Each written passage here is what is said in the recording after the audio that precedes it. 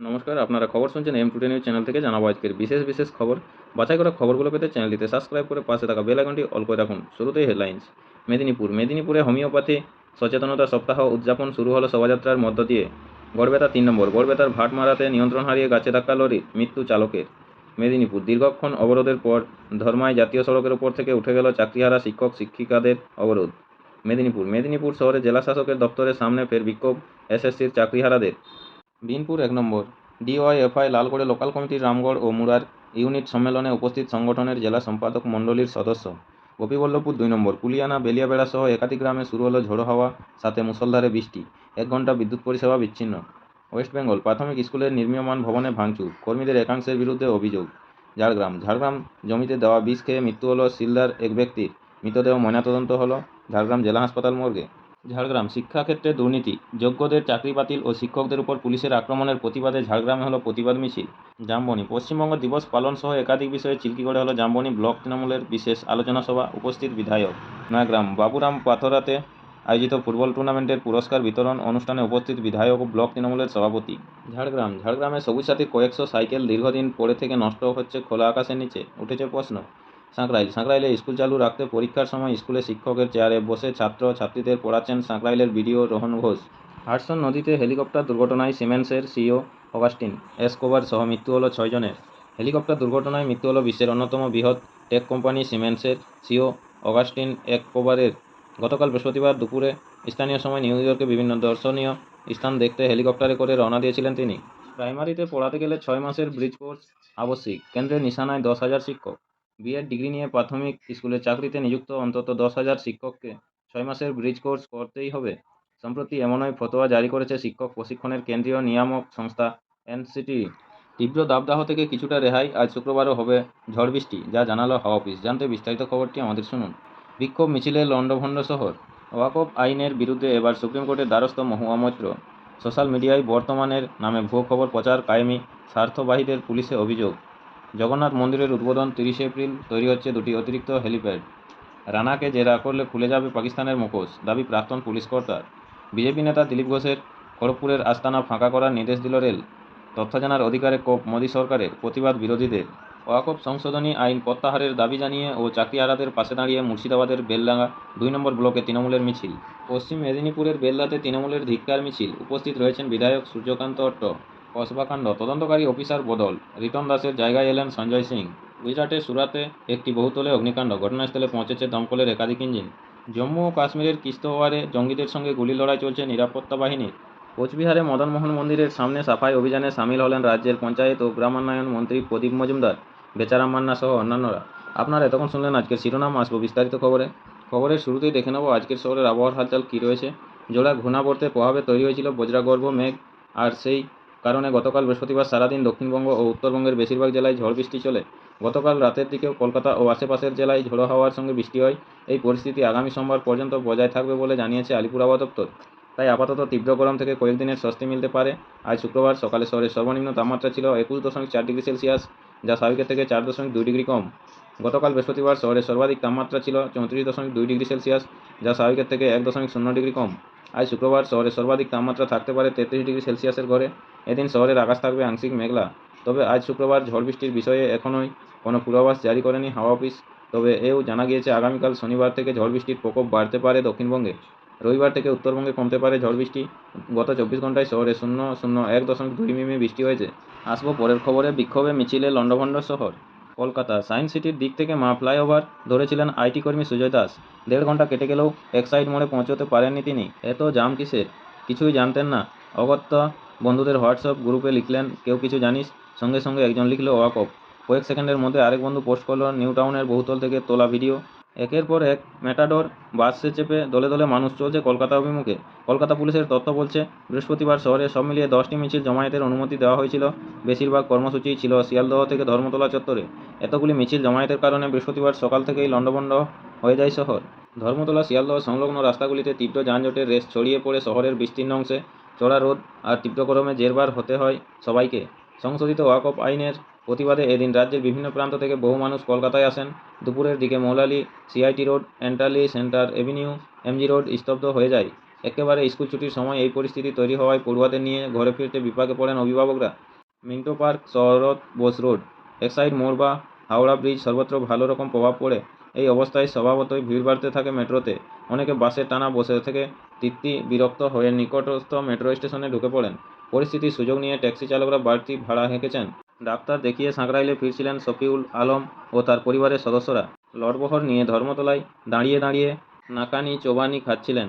সাঁকরাইল যেতে কোনো ট্যাক্সি চাইলো 1000 টাকা, কোনোটা আরও বেশি। শেষ পর্যন্ত হাওড়া স্টেশনে গিয়ে ট্রেন ধরেই বাড়ি ফিরবেন সেই বলে ঠিক করলেন তারা। AJC Bose road, Minto park চত্বরে একাধিক নামজাদা স্কুল। ছুটির পর ঘেমে নিয়ে ঠাই দাঁড়িয়ে থাকতে হলো পড়ুয়া ও অভিভাবকদের। বাস পাওয়া তো দূরের কথা, অ্যাপ ক্যাবও পাওয়া যাচ্ছে না বলে দাবি করলেন এক অভিভাবক। আরেক ভুক্তভোগী বলেন, হাঁটার মতো জায়গাও নেই। কোন রাস্তা খোলা রয়েছে বুঝতেই পারছি না। এদিক ওদিক হেঁটে এখন ওয়েলিংটনে এসেছি, কোথাও গাড়ি নড়ছে না। তাদের অভিযোগ, মৌলালি থেকে এসপ্ল্যানেড মেট্রো পর্যন্ত খুদে পড়ুয়াদের হাঁটিয়ে নিয়ে যেতে রীতিমতো গলদঘাম হতে দেখা যায় অনেক মা বাবাকে। ছোট ছোট মুখগুলো তৎক্ষণাৎ রোদের আঁচে লাল হয়ে উঠেছে। ওয়াকফ আইনের প্রতিবাদে ধর্মতলায় জমায়েতের পাশাপাশি এদিন চাকরিয়ারা, শিক্ষক শিক্ষিকা ও অশিক্ষক কর্মচারীরা শিয়ালদহ থেকে রানী রাসমণি রোড পর্যন্ত মিছিলের ডাক দিয়েছিলেন। সেই কারণেও যানজট তীব্র হয় AJC Bose road, APC road, Mahatma Gandhi road সহ শিয়ালদহের সঙ্গে সরাসরি যুক্ত বিভিন্ন রাস্তায়। এছাড়া বিকেলের দিকে শহরের বিভিন্ন এলাকায় বামেদের বিক্ষোভ কর্মসূচির কারণে যান চলাচল ব্যাহত হয়। অনেক বাধা অতিক্রম করে অফিসে ঢোকার পর অনেকে ভেবেছিলেন মিছিল শেষ হয়ে গিয়েছে, শান্তিতে অন্তত ফেরা যাবে, কিন্তু কোথাও কি। বিকেলে রাসবিহারী মোড় থেকে গড়িয়াহাট পর্যন্ত বামফ্রন্টের মিছিলে দক্ষিণ কলকাতার রাস্তাঘাট লণ্ডভণ্ড হয়ে যায়। আরেক দফা দুর্ভোগ সইতে সইতেই ঘরে ফিরতে বাধ্য হন অসংখ্য মানুষ। আপনাদের সকলকেই বলা হচ্ছে, যারা নিয়মিত গুরুত্বপূর্ণ খবরগুলো শুনতে চান অবশ্যই আমাদের চ্যানেলটি সাবস্ক্রাইব করে রাখুন। ফিরে আসবো খবরে। ওয়াকফ আইনের বিরুদ্ধে এবার সুপ্রিম কোর্টের দ্বারস্থ মহুয়া মৈত্র। কৃষ্ণনগর। ওয়াকফ আইনের বিরুদ্ধে এবার সুপ্রিম কোর্টে মামলা করলেন কৃষ্ণনগর লোকসভার সাংসদ মহুয়া মৈত্র। এই নতুন আইনকে অসাংবিধানিক বলে তিনি দাবি করেন। পাশাপাশি এই আইনের মাধ্যমে ওয়াকফ সম্পত্তিতে সংখ্যালঘুদের ক্ষমতা খর্ব করা হচ্ছে বলেও অভিযোগ করেন মহুয়া। বুধবার রাতে সোশ্যাল মিডিয়ায় মামলা করার বিষয়টি তিনি সামনে আনেন। এ ব্যাপারে সাংসদ মহুয়া মৈত্র বলেন, ওয়াকফ সংশোধনী আইন সম্পূর্ণভাবে অসাংবিধানিক। এর মাধ্যমে ওয়াকফ সম্পত্তিতে সংখ্যালঘু মানুষদের ক্ষমতা খর্ব করা হয়েছে, যা নিয়ে আমি সুপ্রিম কোর্টে মামলা করেছি।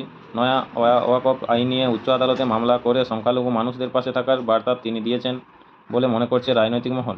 সংসদের দুই পক্ষে পাশ হওয়ার পর রাষ্ট্রপতি দ্রৌপদী মুর্মুও সম্মতি দিয়েছেন ওয়াকফ সংশোধনী বিলে, ফলে তা আইনে পরিণত হয়েছে। কিন্তু নয়া এই আইনের সাংবিধানিক বৈধতাকে চ্যালেঞ্জ করে অন্তত 10টি মামলা দায়ের হয়েছে সুপ্রিম কোর্টে। আগামী 16 এপ্রিল একত্রে সেই মামলাগুলি শুনবে প্রধান বিচারপতি সঞ্জীব খান্নার নেতৃত্বাধীন বেঞ্চ। 24-এর নির্বাচনে কৃষ্ণনগর লোকসভা কেন্দ্র থেকে দ্বিতীয়বারের জন্য সাংসদ নির্বাচিত হন তৃণমূলের মহুয়া মৈত্র। প্রায় 60,000 ভোটে জয়ী হয়েছিলেন তিনি। এই জয়ের পিছনে সংখ্যালঘু ভোট ব্যাঙ্কই ফ্যাক্টর হিসেবে কাজ করছে। সংখ্যালঘু সম্প্রদায়ের মানুষরা কমেন্ট বক্সে মহুয়ার এই উদ্যোগকে সাধুবাদ জানিয়েছেন। তৃণমূলের সংখ্যালঘু সেলের কৃষ্ণনগর সাংগঠনিক জেলার সভাপতি লিলুফার হোসেন শেখ বলেন, আমাদের নেত্রী সবসময় মানুষের পাশে থাকেন। বিজেপির আনা ওয়াকফ আইন সম্পূর্ণভাবে অসাংবিধানিক, তাই নিয়েই আমাদের সাংসদ লড়ছেন। কালীগঞ্জ ব্লকের তৃণমূলের সহসভাপতি জিয়াউর রহমান বলেন, বিজেপি যেভাবে সংখ্যালঘু মানুষের অধিকারকে খর্ব করছে তা নিন্দনীয়। আমাদের সাংসদ তার বিরুদ্ধেই এবার রুখে দাঁড়িয়েছেন। হাডসন নদীতে হেলিকপ্টার দুর্ঘটনায় সিমেন্সের সিও অগাস্টিন এসকোবার সহ মৃত্যু হল 6 জনের। New York. 11 এপ্রিল হেলিকপ্টার দুর্ঘটনায় মৃত্যু হল বিশ্বের অন্যতম বৃহৎ টেক কোম্পানি সিমেন্সের সিও অগাস্টিন এসকোবারের। গতকাল বৃহস্পতিবার দুপুরে নিউ ইয়র্কের বিভিন্ন দর্শনীয় স্থান দেখতে হেলিকপ্টারে করে রওনা দিয়েছিলেন তিনি। তার সঙ্গে ছিল 3 সন্তান ও স্ত্রী। আচমকাই কোনো কারণে ম্যানহাটনের কাছে হাডসন নদীতে ভেঙে পড়ে তাদের হেলিকপ্টারটি, যার ফলে মৃত্যু হয় ওই কপ্টারের চালকসহ অগাস্টিন এসকোবার, তার স্ত্রী ও 3 সন্তানের। গতকাল বৃহস্পতিবার এই দুর্ঘটনাকে কেন্দ্র করে ব্যাপক চাঞ্চল্য ছড়িয়ে পড়ে হাডসন নদীর দুই প্রান্তে। হেলিকপ্টারটি নদীতে ভেঙে পড়ার পরই উদ্ধার কাজের জন্য পৌঁছে যায় নিউ ইয়র্ক ও নিউ জার্সির পুলিশ এবং দমকলের কর্মীরা। জাহাজে করেই তারা ঘটনাস্থলে যান। নদী থেকে সেই ভেঙে পড়া হেলিকপ্টারের ধ্বংসাবশেষ তোলেন তারা। সূত্রের খবর, দুজনকে আশঙ্কাজনক অবস্থায় নদী থেকে তুলে হাসপাতালে ভর্তি করানো হয়, যদিও তাদের শেষ রক্ষা হয়নি। হাসপাতালেই মৃত্যু হয় তাদের।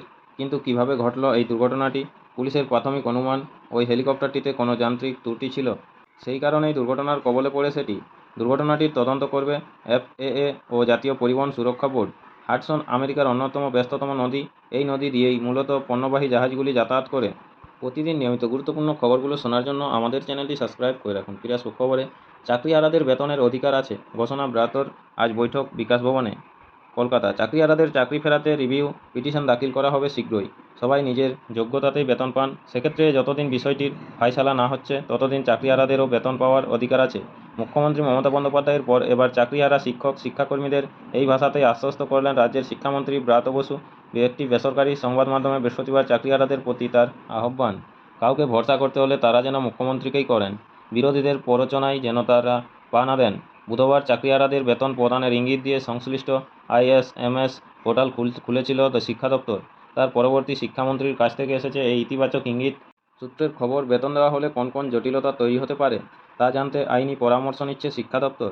প্রসঙ্গত, শিক্ষক ও শিক্ষাকর্মীদের বেতন দেওয়ার ক্ষেত্রে drawing and disbursing officer DDO হন জেলা বিদ্যালয় পরিদর্শক বা ডিআইরা। উত্তরবঙ্গের এই ডিআই বলেন, দপ্তরের তরফে আমাদের কাছে বেতন বন্ধের নির্দেশ নেই, আর বেতন দেওয়ার নির্দেশ সাধারণভাবে এমনিতেও মাসের এই সময়ে আসে না। আমরা 26 ও 27 তারিখের মধ্যে নির্দেশ পেলেই মাসের পয়লা বেতন দিয়ে দিতে পারবো, কারণ এখন সবটাই হয় অনলাইনে। শিক্ষামন্ত্রী বৃহস্পতিবার বৈঠকে বসতে চলেছেন চাকরিহারাদের একটি অংশের সঙ্গে। সেখানে উপস্থিত থাকতে পারেন শিক্ষা সচিব বিনোদ কুমার, এসএসসি চেয়ারম্যান সিদ্ধার্থ মজুমদার, মধ্যশিক্ষা পর্ষদের সভাপতি রামানুজ গঙ্গোপাধ্যায় প্রমুখ। এই বৈঠকের আগে চাকরিহারাদের একাংশ সল্টলেকে এসএসসির কেন্দ্রীয় কার্যালয়ে অভিযানও করবেন। অর্থাৎ চাকরিহারা শিক্ষক শিক্ষাকর্মীরা আলাপ আলোচনার রাস্তা যেমন বন্ধ রাখতে চাইছেন না, তেমন ওই আন্দোলনের রাস্তা থেকেও সরে আসছেন না। আবার অন্যদিকে একটা বড় অংশই নিজ নিজ কর্মক্ষেত্রে কাজ চালিয়ে যাচ্ছেন আগের মতোই।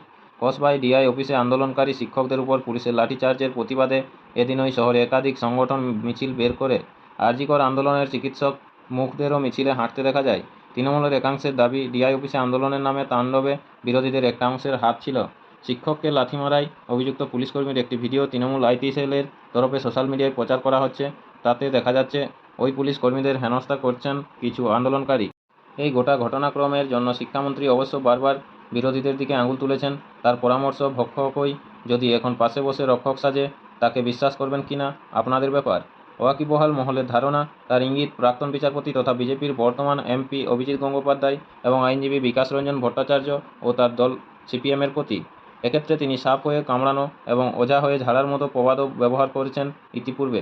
আজ এসএসসি ভবন অভিযান শান্তিপূর্ণ হলে শিক্ষামন্ত্রীর আবেদন কাজে দিয়েছে বলে বুঝতে হবে, এমনই বক্তব্য রাজনৈতিক মহলের। নমস্কার, আজকের এখনকার স্থানীয় সংবাদটি এই পর্যন্তই। পরের সংবাদটি পেতে চ্যানেলটিতে সাবস্ক্রাইব করে পাশে থাকা বেল আইকনটি অল করে রাখুন। সবাই ভালো থাকুন, সুস্থ থাকুন। দেখা হচ্ছে পরের আপডেট খবরে। ধন্যবাদ।